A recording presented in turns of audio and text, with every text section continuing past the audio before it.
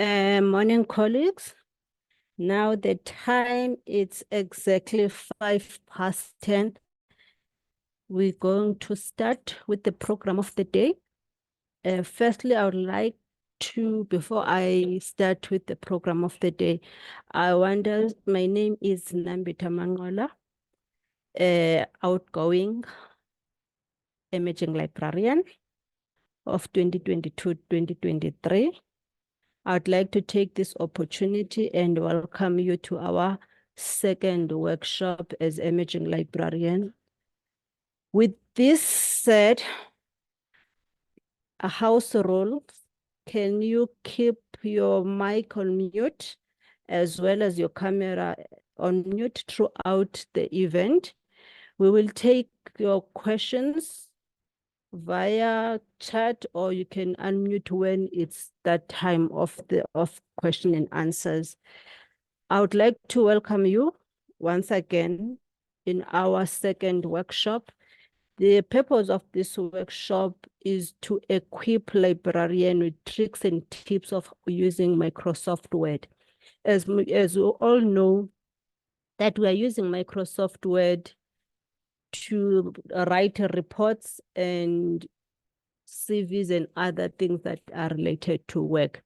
However, there are certain functionalities that you might not understand the power they carry. With this workshop, we want to equip you on those icons that you don't want to use it, or you know about them, but you don't know how to use them. The trainer of today is Mr. Simon, our 2024 emerging librarian. Mr. Simon, over to you. Thank you. Good morning, colleagues. I believe I'm audible on your side. Nambita, can you please confirm if you can hear me? Yes, we can hear you, Mr. Simon. Okay, thank you so much. Good morning, colleagues, and thank you so much for joining this session. I know you could have been way busy because we are right in the middle of South African Library Week, but you chose to join this workshop. So thank you so much for honoring this. Let me first thank Liasa and Nevada for the opportunity given to me. I know if it wasn't for Liasa and Nevada, I wouldn't be here facilitating this workshop. So I really appreciate the opportunity given to me. So the workshop for today will be doing Word Wonders. So it's a beginner's guide to Microsoft Office, particularly Microsoft Word for our librarians. I guess you can all see my screen. Yes, we can. I welcome you in this workshop. So this workshop is specifically tailored for those who are new to Microsoft Word or those who need refresher session. So you are welcome in this workshop.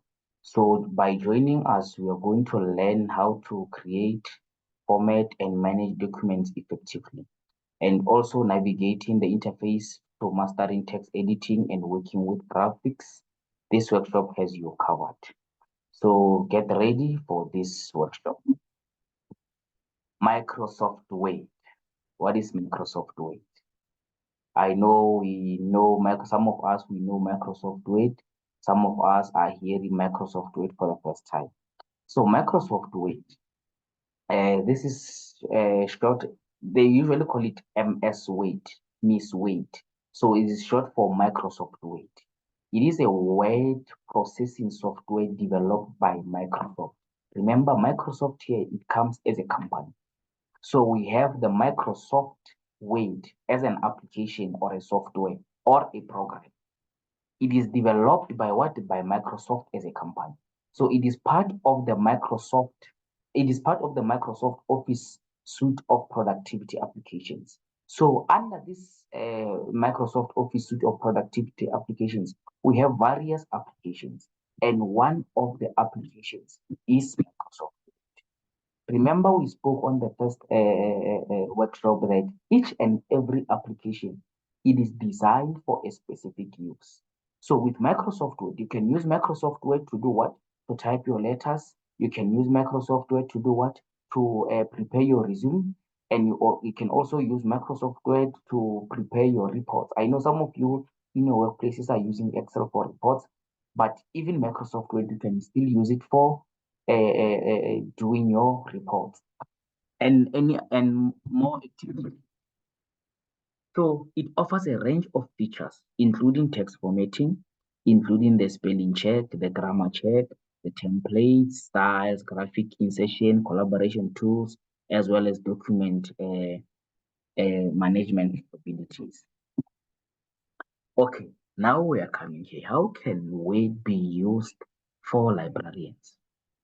Isn't it we are all librarians in this room? So how can we use Microsoft Word?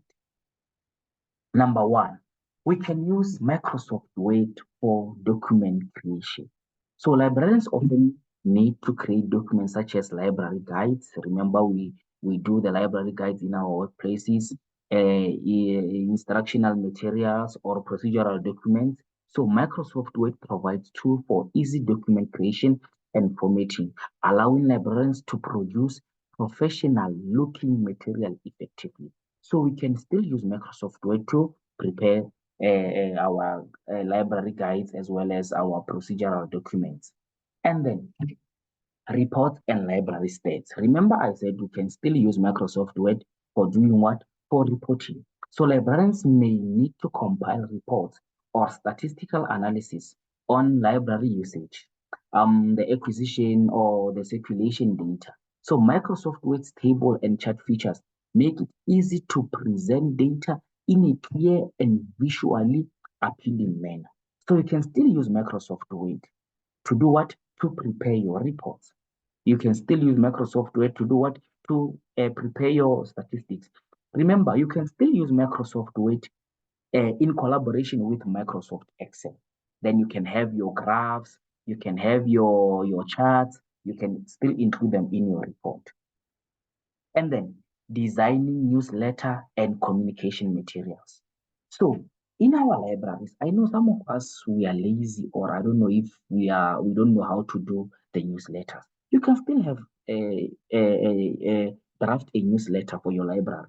So librarians can use Microsoft Word to design or create newsletters or informational materials to communicate with library patrons, to communicate with stakeholders, or even to communicate with your colleagues. So the mail match feature can also be used to personalize communication. So remember, most institutions nowadays, they do have what we call a newsletter. So even in your library, you can still use Microsoft Word to do what? To create a newsletter for your library. Let's say, for example, you hosted ECD teachers in your library, and then you can still take pictures. And then when you compile your report, you can also draft a newsletter for publication purposes. You can also advertise your services in your newsletter. So a newsletter can be shared with community members. It can be printed so that community members can come from the circulation desk and get a copy. So you can still use Microsoft Word to do that.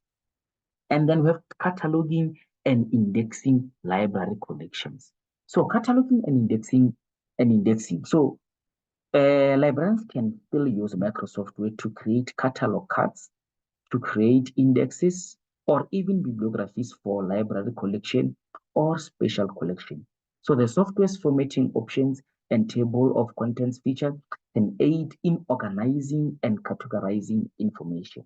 So you can, even those who are working in the cataloging sector or section, they can still use what? Microsoft Word to create their catalog cards, their indexes, as well as their bibliography. And then the next one is crafting training materials for staff as well as your patrons. So when conducting training sessions or workshops for library staff or patrons, Microsoft Word can be used to create training materials. It can be used to do what? To create the handouts or even the manuals. So even librarians can incorporate screenshot diagrams and step-by-step instructions to facilitate learning. So this is another feature that you can still use in Microsoft Word. then managing library documents, as well as collaborations. So Microsoft Word can be used to manage various library documents, such as your library policies, such as your procedure manuals, such as archival materials. So librarians can utilize features like vision control, track changes, and document templates to maintain consistency and ensure accuracy. So you can still save the documents within your computer for future editing. Let's say, for example, you want to amend your policy. There's a new clause that you want to add in your policy. You can still come to Microsoft Word and then you amend your policy to say, in my policy, we want to have a 3.2S 123. Then you add the information that you want to add.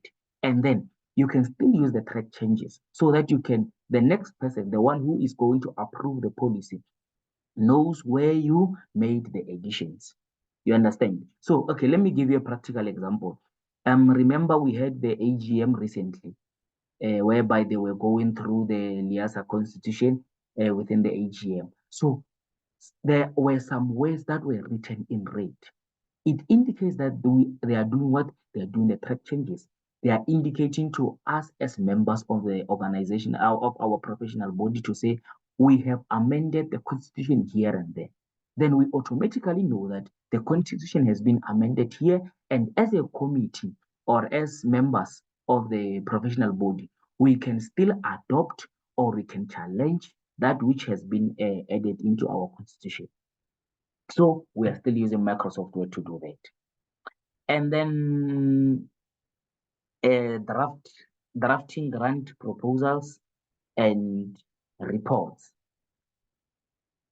So when applying for grants or writing proposal for library initiatives or projects, Microsoft Word provides essential tools for drafting, formatting, and editing documents to meet the requirements of funding agencies or organizations. Remember, in our libraries, you can still request for grants from the businesses that are operating within the community. We can still go there to say we are in need of donations. So we can still use Microsoft Word to do what? To type our proposals. We need extra books in our library. Let's say, for example, we're operating in a community where there's a mine, for example, there's a mine, and then we write a proposal to that mine to say we are requesting the mine to buy us books that we are going to use for our book clubs.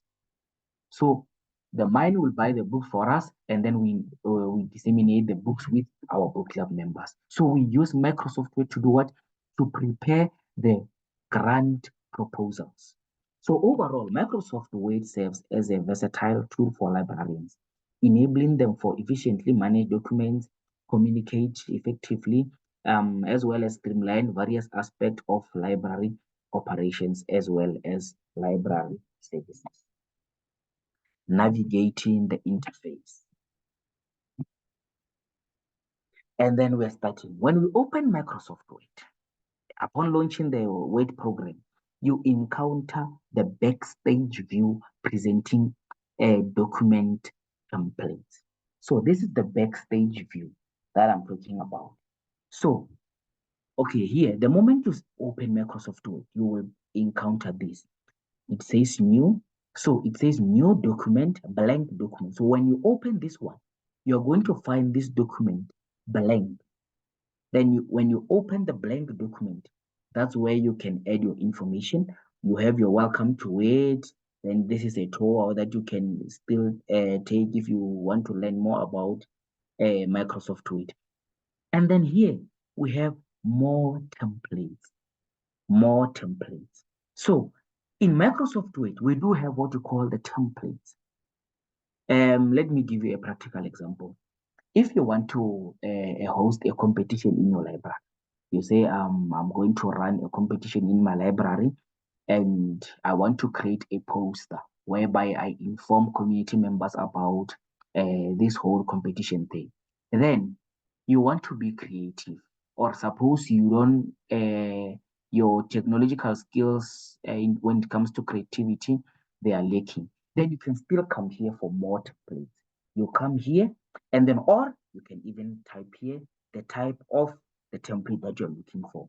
You can click the more templates, then you look for the template that you wish to use for your competition, or you come here under search. You just write, suppose you can say library competition. Then it will give you templates that are related to your search. Then you choose the template that you feel like you can use. Then after choosing the template, and then you are going to do what? To edit that template. You insert your information, you insert everything that you want to include in your template. Thereafter, you print it out and then you disseminate within the community. So this is the back view of Microsoft Word. And then again here, upon opening Microsoft Word, this is what the blank Word document that we are now having. And after having this blank document, we are having things here. Some of you are asking yourself, what are these things, these complicated things here? But I know some of you have been using them, but you have not been using them fully because of you don't understand what they mean. Number one, we have the title bar. This is the title bar here. This is what we call the title bar. It displays the document name. And let me tell you something first. If you open a document, a Word document, and then you don't rename it, it will be written document. But after you save the document, you can still rename what? The document to your desired name. Let's say, for example, I save it, then I write a Nevada Imaging Librarian of the Year. Then it will display here under the title bar. So on the title bar, it displays the name of the document. You get that? And then we have the menu bar. So it is the horizontal options for various commands. So this is our menu bar. And under our menu bar, we have what you call the file. And with the recent Microsoft Word, the recently updated Microsoft Word, they added this Quillbot. Quillbot is an artificial intelligence application that is gaining momentum in the technological space. So most people are today using Quillbot to do what usually they are using it for paraphrasing, but there are a whole lot of features that you can still use within Quillbot. So I guess I'm not really sure if Microsoft bought Quillbot already or they are just working together. So, but they added here as one of what? The paraphrasing tool. So you can type here, let's say for example, you copy information from the internet, then you paste it here. Then you use what? Quillbot for paraphrasing that information to avoid plagiarism. You get that? And then we have the toolbar. So each and every menu bar, when you open it, you will be exposed to what you call the ribbons. So ribbons are now expanded to give you more options. So these are the ribbons. You have your bold, your italic, your underline, your clipboard here, your styles here. So there are many. These are what we call the ribbons. Then we have what? The main content area. The main content area is the space where you're going to do what? To type your information. You can type your reports here under the main content area. You can type your CV here. You can still type your letters here. So this is what we call the main content area. Then again, we have the status bar. The status bar. It provides information like page numbers. So when we talk of the status bar, we are referring to this line here. This line here. This is what we call the status bar. So the status bar, it gives you the page numbers, the word count, your zoom slider. It gives you the view option. So this is what you call the status bar. And then when using Microsoft, there are a whole lot of shortcuts that you can use when you're using Microsoft Word. So these shortcuts, they help us to navigate, to be quick in our documents. So let's say, for example, you want to open a new Word document within the one that you're working in. So you can still press Control N. On your keyboard, there's a key written CTRL. It stands for control. So when you press this key with another key, you are commanding the computer to do what? To perform a certain shortcut. So it's Control N for opening a new document. So the shortcuts when it comes to computer, there are many. They are countless. They are countless. I know with me, I don't know all of them, but they are many. So we are going to attach a file which displays all the shortcuts after this presentation so that you can download it and then you go through it. So I'm not gonna dwell much on these shortcuts because I know at the end of this, some of you might even forgotten what I was talking about. But we are going to attach a PDF file whereby you're going to go through all these shortcuts so that you can understand all of them. Formatting documents. Formatting documents. So when we format documents, let's say, for example, you were busy typing and then you're typing. Then after typing, you want to do what? To format your document. Then here, this is our list of fonts. Can you see this drop down arrow here? The moment you click this drop down arrow, it will give you a variety of fonts that you can use in your Word document.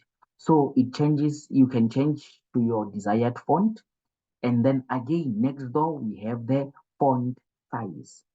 So the moment you click the drop down arrow here, you are going to change the size of the selected text to your desired text. And remember, every time when you want to do the format text, you must highlight the words.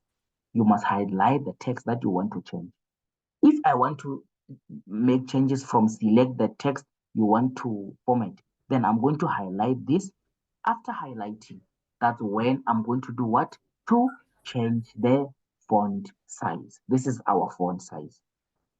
And then we also have the grow font. So the grow font, we are using it to do what? To increase the size of our text. Remember, each and every action that you want to take, you must do what? You must make sure that you highlight the text first. Then we have the shrink font. So the shrink font here, it decreases, this is the shrink font, it decreases the text. So it works similar with what? The grow font. The grow font, it increases, the shrink font, it decreases. Then we have the change case. This is the change case. The change case. So within the change case, we have variety of options. Number one, we have your uppercase, you have your lowercase, you have your capitalize each word, you have your toggle case. So these are some of the features that you can still use within what? The change case. You get that? So clear formatting. We also have what we call the clear formatting. It changes the selected text to default settings. So let's say, for example, you change your fonts here, and then after that you feel like, no, what? You know what? I don't like this. You can still highlight and you do what? You change to the default text. And then still on the formatting document, we have what you call the bold, the italic, as well as the underline. So the bold here, the B here, it stands for bold. The I, it stands for italic. The U, it stands for italic. So bold changes the selected text to look darker. Can you see the darker here? I highlighted the darker and then applied the bold option. So it makes the text to look what? Darker. More like you're using, sorry, your marker. You get that? And then we have the underline. So with the underline, it changes the selected text to a single underline under the text. And then if you click the drop down arrow here, it will give you a variety of the underlines that you can still choose. So can you see the underline here? So the one that I use here is a dotted underline. Even here, I have the underlined in color. It's red. I have underlined it what? In red. So you can still click what? The drop down arrow. Then we have the italic. It changes the selected text to appear slanted, leaning the letter to the right. So this is the italic whereby you can still highlight and then your text will look like this. Can you see the word italic here? This is how your text will look like. And then still on formatting our text, we have what we call the clipboard. We have what? The clipboard. So under the clipboard, we are going to have features such as cut. We have features such as copy. We have features such as paste on the clipboard. So the moment you copy information, let's say, for example, I highlight here and then I press Control X. So Control X is for cutting. So I'm going to cut this text. This text will disappear from here. Then it's Control X for cutting. But if I want to copy, I highlight everything here and then I click Control C. It's for copying. But the text will still remain there because I'm doing what? I'm copying. I'm not cutting. So when you cut, after cutting, the text will still go where? To the clipboard. Even when you do what? You copy, the text will run to clipboard. Then when you want to paste, you go to the area where you want to paste that information. The shortcut for pasting is what? Control V. So the clipboard, this is the clipboard, is a temporary storage location where an item is stored for later recall. The Windows with clipboard can only store one item at a time. So you cannot use it for more than twice. So it stores one item at a time. This is what we call our clipboard. And then still on that, we have features such as the undo and the redo. Undo and the redo. So Microsoft Word keeps track of most tasks you perform until you exit. So when you are busy typing, Microsoft Word will keep track of what you're doing. Then, let's say, for example, after typing, you delete. And then after deleting, you can still do what? Undo. It will bring back the text that you have deleted because it was doing what? It was keeping track of what you were working on. And then we also have the opposite of undo, which is the redo. So undo and redo are found at the quick access toolbar located at the top left corner. So this is the top left corner. This is our quick access toolbar. So the shortcut for undo is Control Z, and then for redo is Control Y. And then create a bulleted or numbered list. I know some of you have been asking yourself, I can see people using numbers. I can see people using the Roman figures from 1 up until 50. So how do they know the Roman figures? It's not that they know how the Roman figures count. They are using Microsoft Word to do what? To insert the numbers or to insert the bullets. So to start a number list, type 1, a period, a space, and some text. Word will automatically start a numbered list for you. So the moment you insert, let's say for example, you insert 1 here, you click 1, the number bullet, you click the 1, 2, 3, 4. Then after that, you don't have to come here again and then you insert the number bullets. No, Word will automatically give you number 2. It will give you number 3. It will give you number 4. It will give you number 5 up until you finish. But if you want to change to the alphabet or to the Roman figures, you can still do that. It will give you the Roman figures. Same applies to the bullets. So we have our bullets here. These are our bullets. You can still use them to identify things here that you are working on. Let's say, for example, you are identifying the activities that you conducted in your library. You can still use what? The bullets to identify those activities. Then line spacing. Change the line spacing. Then we have the paragraph spacing. as well as the what? The line spacing. So for you to access the line spacing, you're going to select design and paragraph spacing, then hover the cursor over each option to see a preview, and then select the option. So the moment you click the drop down arrow here, you can still move your cursor like this so that you can preview the kind of selection that you're looking for. If you are happy with tight, you click tight. If you want compact, you click compact. For what? For line spacing. For paragraph spacing, I meant to say. And then we have what we call the line spacing. You click here and then you choose the type of the spacing that you want. 1,0, 1,15, 1,5, 2.0, 2.5, 3.0. Usually people are using 1,5. So this is what you call the line spacing. So to customize spacing, a select line spacing option, you can adjust several areas, including spacing before and after paragraphs. And then we are still moving. How do we insert a picture in our Word document? How do we insert a picture? There are various ways to include or to add a picture in your Word document. Number one, you can do what you call drag and drop the picture. You select the picture here, and then you drag it, you drag it, you drag it, and then you drop it here. Do you understand? You click, and then you drag, you drop it here. Or you copy it. Let's say, for example, you go to Google, and then you say a picture of a library. And then you, after finding that library, you right click, and then you say copy, and then you paste it in your Word document. Sorry. Or you go to insert, you click insert here, and then it will give you this option of pictures.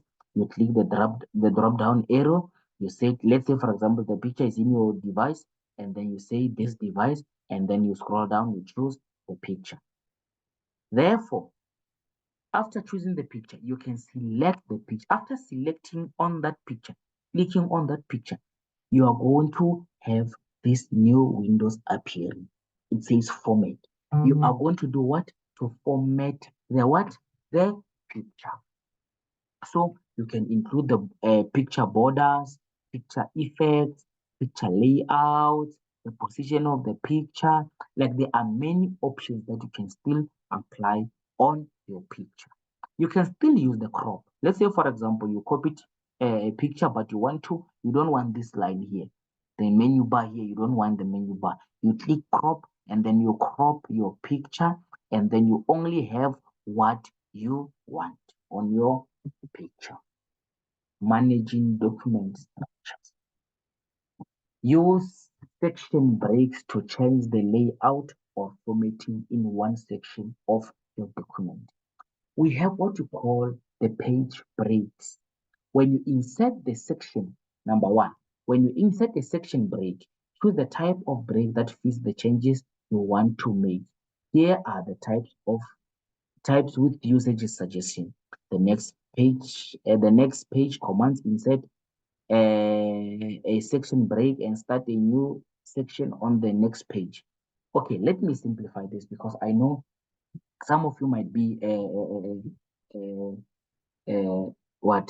confused when we talk of the page breaks. Ne?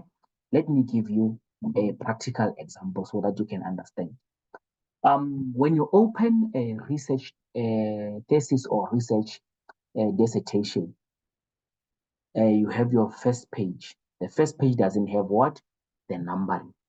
But when you get to the second page, you'll find that the numberings usually are in Roman figures. But when you go to the introduction space, that's where you're going to find page 1. Then you start to ask yourself, how did they come up with this? What did they use here? They used what you call the page break to say from this page up until, let's say, from page 2 up until page 5. I want to use the what we call the Roman figures. But starting from page 6, I want to use the numbering, the 1, 2, 3s. But from page 2 to page 5, I want to use the Roman figure. They used what you call the page break. They are separating the pages to say, this is what I wanted to be done in my pages. So you are going to do what? You use the page break. Even when it comes to some of the what do you call this, the columns here, we have the columns here, you can still say, I want the columns to be here, but not applicable to the whole document. You use what we call the page break to do that. You get that? Then the even page or the odd page commands insert a section break to start a new section on the next even numbered or odd numbered page. To start a document chapter, always on an odd or even page. Use the odd page or the even page section break. This is another option that you can still use in your what? Your Word document. And then we also have what you call the spell check as well as the grammar in Microsoft Word. So in Microsoft Word, what I like about Microsoft Word is that if your language is not your English is not it's not good. Let's say, for example, you want to type your report, and then you find that your English is a bit challenged. So Microsoft Word is going to assist you. It's going to assist you to ensure that you type proper language. Okay, this is a practical example. So it says we makes a grammar error and spelling mistake. Can you see this? So in Microsoft Word, okay, Word marks misspelled word with red squiggly. Can you see that? This is a mistake. It will have what? A red underline underneath. I mean, a red underline to indicate that this word is misspelled. And then underline and grammar mistakes with a blue dotted line. So with this one, it simply says the grammar here is not correct. But what I love about Microsoft Word, it will still give you what? The correct grammar that can be used. So you say right click, and then after right click, and then you say you go to grammar, and then it will give you what? The corrected grammar here. It says you should remove the makes to may. Same applies to here. If you want to change, you still click here, and then it will say spell, and then it will give you what? The correct spelling. And then we also have an option called find and replace text within Microsoft Word. We have the find as well as the replace text. So the shortcut for this, and remember, this shortcut is even applicable even when you're doing when you're working on your Adobe, or even when you're working on your large documents of Excel. You can still click Control F. How are we going to use this? Let's say, for example, you were busy typing down your library patrons. When you're busy typing down your library patrons, and then someone else comes to say, I think you omitted my name on your list. I'm looking, can you please check if you have included me in your list? Then you can still do what? Control F. Then you have what? The find. Then you say, what is your surname? And then he says, my surname is Mujabil. Then you type Mujabil. It will give you a smaller windows here. It is then after saying find, you say Mujabil. Then it will give you all the Mujabilus in your list. Wherever you type Mujabil, you will have what? All the Mujabilus in your list. Then you can say, okay, you are here or you are not here.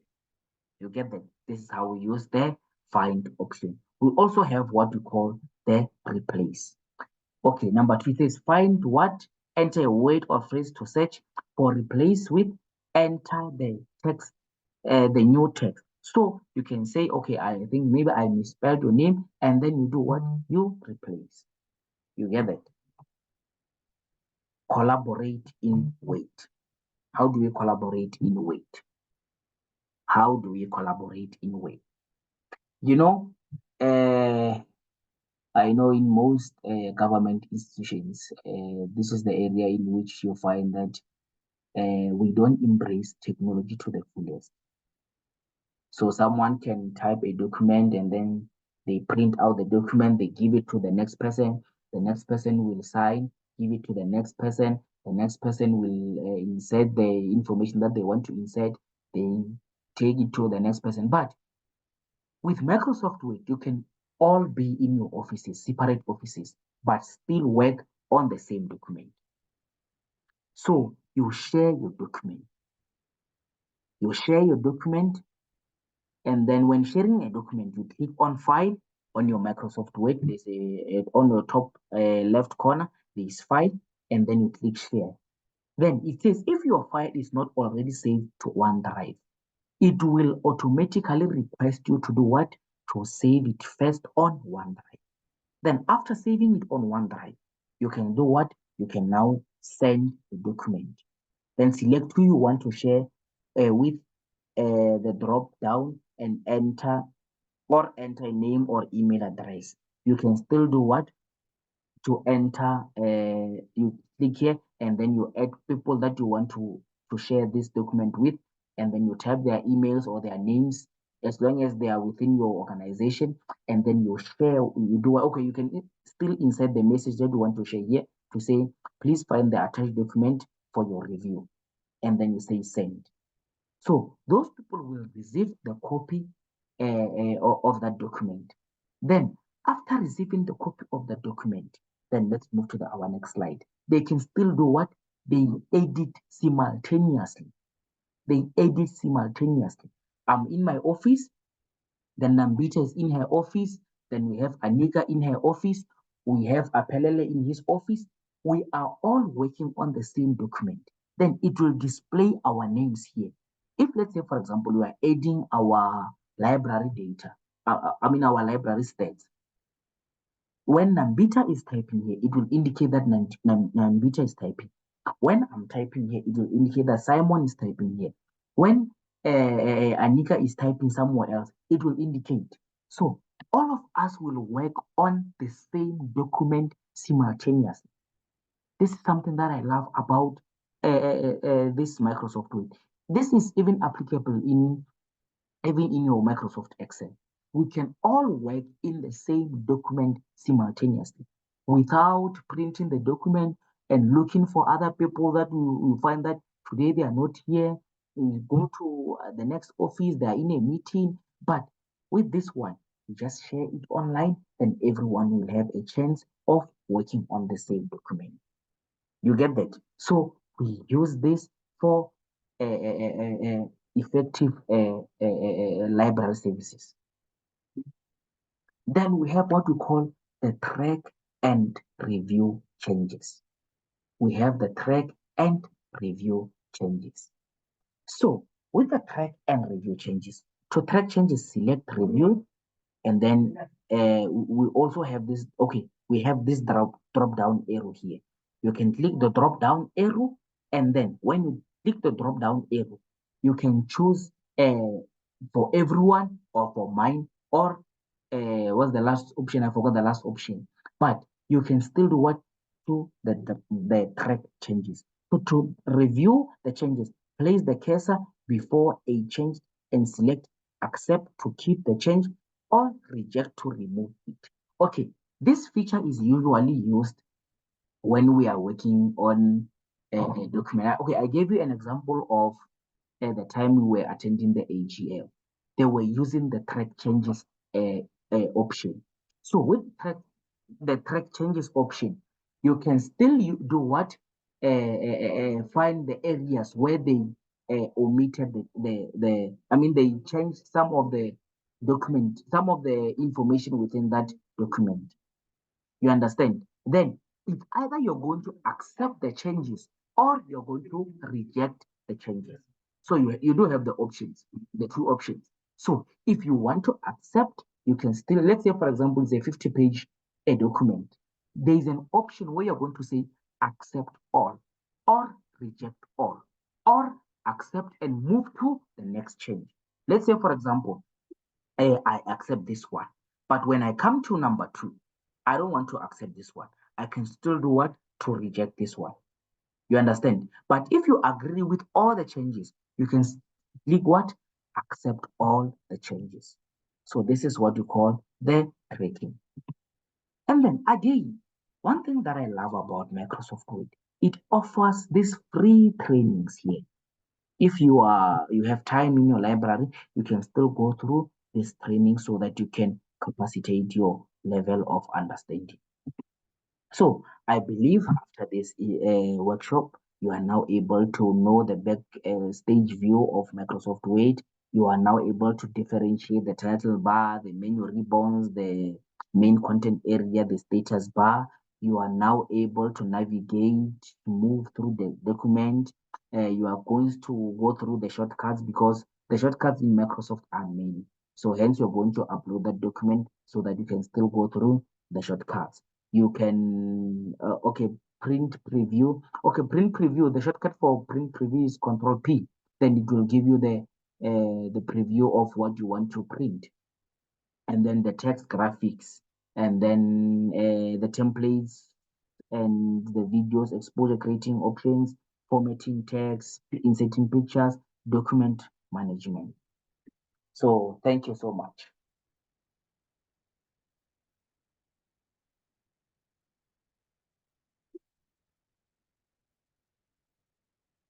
Any question?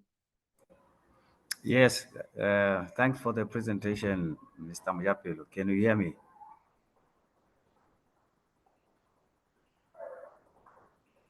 This is the voice of Nari Mashiani. Can you hear me, Simon?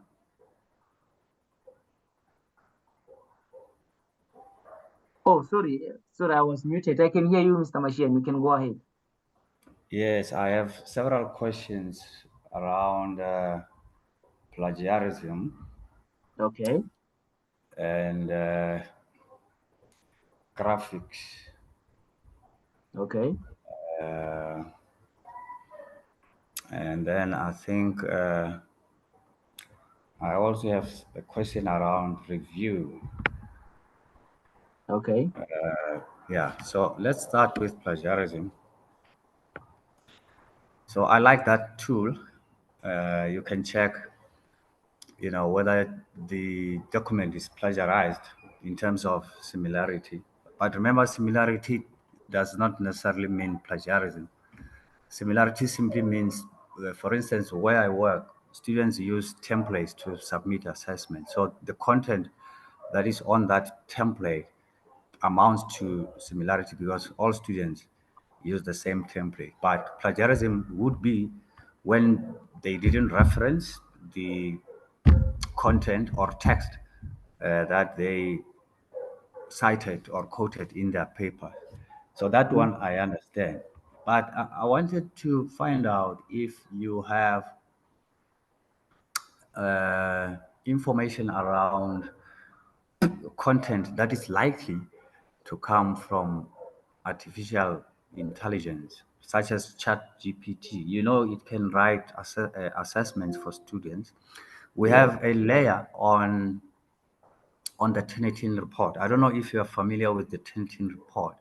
At higher yeah. education, yeah, thank you. So the AI layer has been added to the Tenetin report. What it means is that if the text is likely to come from artificial intelligence, it will be highlighted in the Tenetin report. You have got Mm-hmm. that layer that allows you to view that content on the Tenetin report. And when the similarity report or index is 20% or less, then we ignore it because that 20% is not an indication of plagiarizing from AI. So that's how we deal with it in my business. And we have developed guidelines within the business, that is within the teaching and learning, or within the faculty space. But those guidelines were not shared with students. Uh, So for students, they still have to acknowledge any source of literature. It could be artificial intelligence, books, and so on, according to the referencing style that we use at our business, right? So Mm, AI is considered a source of literature. If consulted, it must be acknowledged. It must be referenced. mm. Good. Yeah. So I hope you work for Liasa because these things come from Liasa. So I would like to find out from Liasa, do you have guidelines for higher education institutions regarding the appropriate use of artificial intelligence? That's my question. Okay. Thank you so much, Mr. Machine, for your question. Let me try to elaborate let me try to give you an answer to your question. Okay, with the emergence of the artificial intelligence applications, remember, we are now having so many artificial intelligence that are assisting our students. And let me give you an example. You gave me an example with ChatGPT. Okay, well, it is one application that is known more especially in the academic fraternity. But today we are having another. I saw this other artificial intelligence application called the Genie AI. So what the Genie AI does is that it even gives you the what we call the citation. If let's say, for example, it gives you a sentence that you feel like you want to include in your assessment, then you say cite, then it will give you exactly where that information comes from. It will also prepare, it will give you the in-text referencing, and then at the end, it will also create a bibliography for that citation. So what students normally do is that they copy that information and then they paste it where? On Quillbot. Then Quillbot will paraphrase that to make to confuse Turnitin or safe aside so that they can't track what they can't track plagiarism. So they post it on Quillbot, then they paraphrase, then they copy that text, and then they paste it on their Word document together with the reference. Then when you review that document, you will find it, you will assume that a student researched more on that topic, but only to find that they used the artificial intelligence applications. So these artificial intelligence applications, I think we are fighting a battle that we are not likely to win it because each and every day we are learning about a new tool that is can be used even in our academia that are even defeating turn it in, they are also defeating safe assign. So when you submit, safe assign can't even detect that that's plagiarism, or turn it in can't even detect that this is plagiarism Okay, because they use. thanks. Yeah, for the Okay. sake of time, Mr. Muyapelo, thanks very much.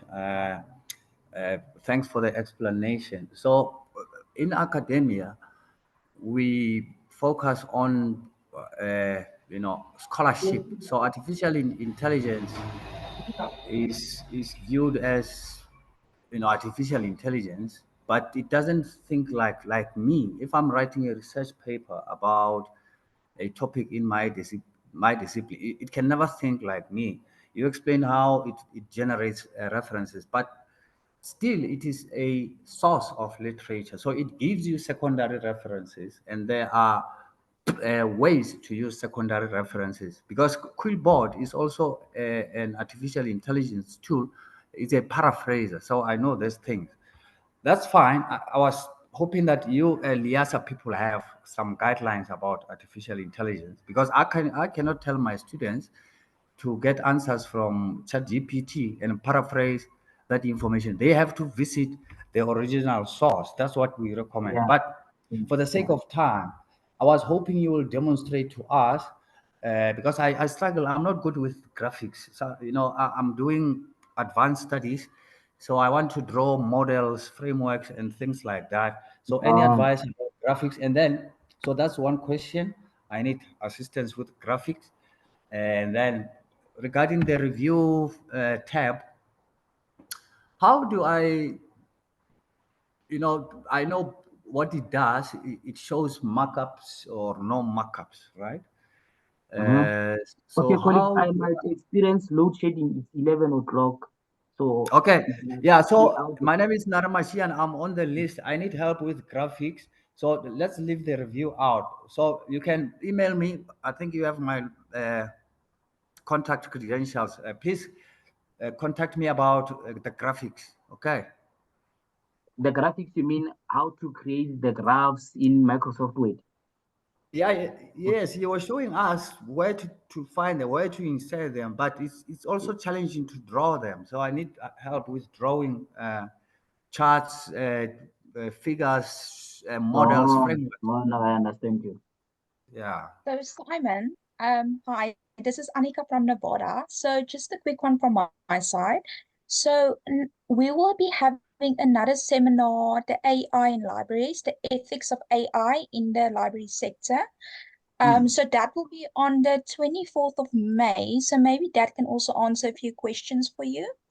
So if you guys want to have a look on our social media as well on Facebook, we will list all of our workshops and our seminars.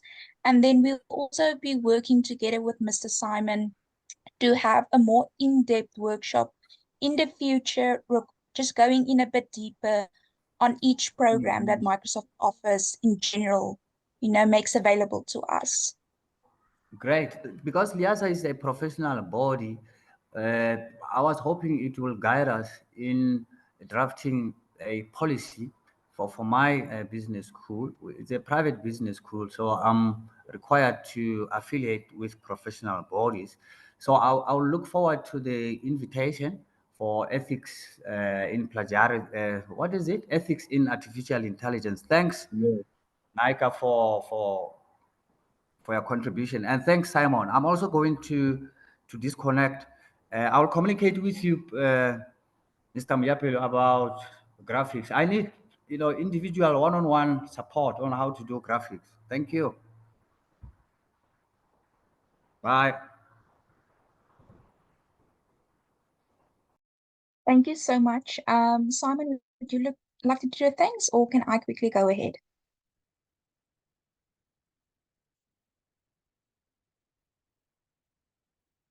Okay, well, first of all, thank you, Mr. Simon, and thank you to everyone who joined our workshop. We appreciate your participation, and we're looking forward to you joining the other workshops that we are planning. As just mentioned, please have a look on our social media. If you missed any of our workshops, please go have a look on our YouTube page or Liasa's YouTube page. We will share each workshop and seminar. And yeah, that's it. Thank you so much and have a great day.